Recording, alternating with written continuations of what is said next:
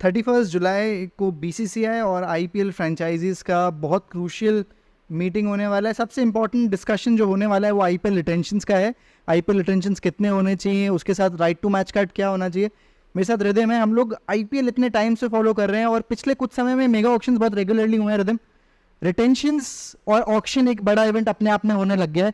और आईपीएल में क्योंकि इतना कमर्शियल लीग है, सबसे बड़ी लीग है, रिटेंशंस बहुत ज़्यादा ज़रूरी है क्योंकि जो फ्रेंचाइजीज़ हैं उनका काफ़ी बिजनेस उनकी मार्की प्लेयर्स पर डिपेंड करता है और उसी के चलते ऑक्शन एक बहुत बड़ा रोल प्ले करता है। राइट टू मैच कार्ड जो पहले होते थे उनका एक बहुत बड़ा रोल है।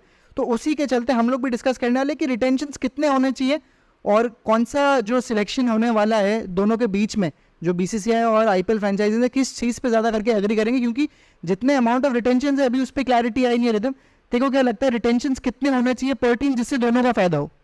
मेरे हिसाब से फ्रेंचाइजी तो हमेशा ही चाहिए कि ज़्यादा से ज़्यादा प्लेयर्स रिटेन हो, क्योंकि उनकी ब्रांड बिल्डिंग पूरी वो प्लेयर्स बनाते हैं, उनका प्रॉफिट मैक्सिमाइजेशन वगैरह सब कुछ। बड़े बड़े प्लेयर्स जितने भी बड़े बड़े नाम है आईपीएल के, वही टीआरपी लाते हैं, वही किसी फ्रेंचाइजी को पैसा कमा के देते हैं।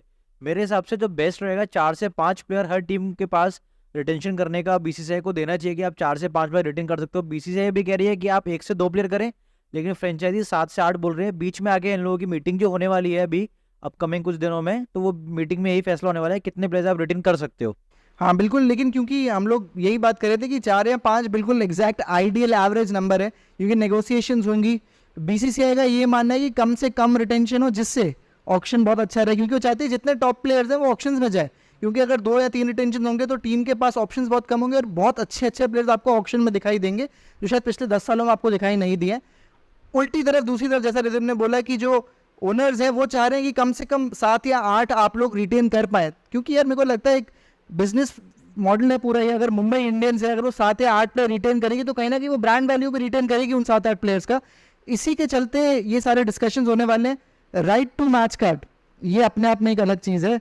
राइट टू मैच कार्ड का पहले हमको 2018 में ये चीज़ दिखाई दी थी, लेकिन उसके बाद 2020 में जब ऑक्शन हुआ तब राइट टू मैच कार्ड दिखाई नहीं दिया। इसके पीछे बहुत इंपॉर्टेंट रीजंस भी थे। उनको लगता था कि जो मार्केट प्राइस है बहुत बार ज़्यादा बढ़ जाएगी, क्योंकि टीम्स को पता है कि राइट टू मैच कार्ड है, तो जो ऑपोजिशन टीम्स होती हैं उनके वजह से काफ़ी प्राइजेस इंक्रीज करने की कोशिश की जाती है।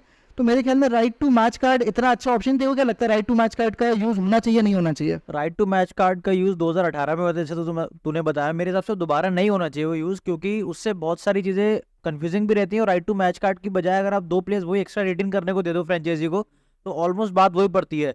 और जितने ज़्यादा प्लेयर्स कोई फ्रेंचाइजी रिटेन करना चाहिए, फिर मेगा ऑक्शन का मतलब नहीं बचता है।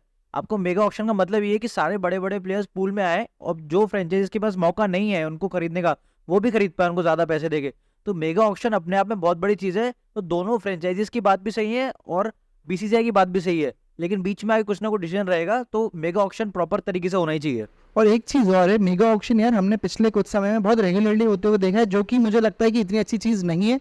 क्योंकि मेगा ऑक्शन की अगर बात होती है तो कहीं ना कहीं यार अगर सब लोग पैसे लगा रहे हैं इतने, तो वो चाहते हैं कि हम लोग 5 साल तक एक कल्चर बिल्ड कर रहे हैं, तो एटलीस्ट उसके कुछ रिवॉर्ड्स ले पाएँ। पिछले कुछ टाइम में हर 2-3 साल में मेगा ऑक्शंस हुआ है, जिसकी वजह से मेरे ख्याल में जो पूरी टीम की मेहनत होती है, जब तक वो एक स्टेज पे पहुंचती है, अब रिटर्न आना स्टार्ट होगा, इतने में वापस मेगा ऑक्शन आ जाता है। देखो क्या लगता है कि मेगा ऑक्शन के लिए सबसे परफेक्ट पीरियड क्या है? मुझे लगता है एटलीस्ट 5 साल भी नहीं, 5 साल से थोड़ा ज़्यादा ही होना चाहिए, लेकिन इस समय बीसीसीआई चाह रही है कि एक बार मेगा ऑक्शन होना चाहिए हर 5 साल में।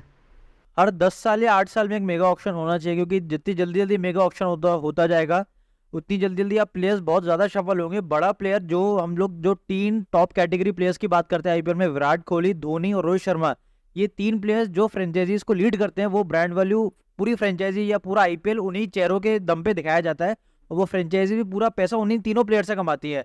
और ये 3 प्लेयर्स की वजह से दूसरी फ्रेंचाइजीज भी इनको मार्केट इतना करती हैं। तो जितना ज़्यादा आप प्लेयर्स को, मेरे हिसाब से जो बड़े बड़े प्लेयर्स हैं वो अगर अपनी रिस्पेक्टिव फ्रेंचाइजीज के लिए ही खेलें, उसके अलावा बाकी सारे प्लेयर्स अराउंड उनके घूमते रहे या दूसरी फ्रेंचाइजीज में आते रहे, तो बेहतर होगा।